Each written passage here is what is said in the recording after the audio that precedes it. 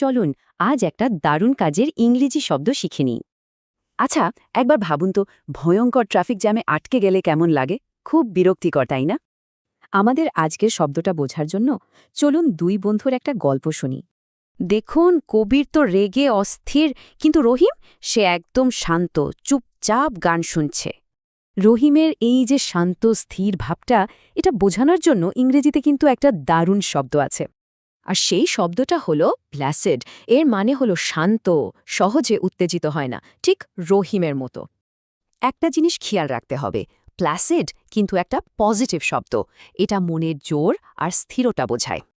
তো কোথায় কোথায় এই প্ল্যাসিড শব্দটা ব্যবহার করা যায় চলুন দেখি। চলুন কিছু বাক্যে এর ব্যবহার দেখি, তাহলেই পুরোটা পরিষ্কার হয়ে যাবে।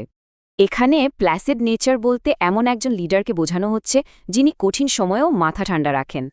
শুধু মানুষ না, প্রকৃতিকেও প্ল্যাসিড বলা যায়, যেমন একটা শান্ত স্থির লেক। এখানে প্ল্যাসিড রেসপন্স মানে হল সমালোচনার মুখেও শান্ত থাকা। এটা মানসিক শক্তি দেখায়।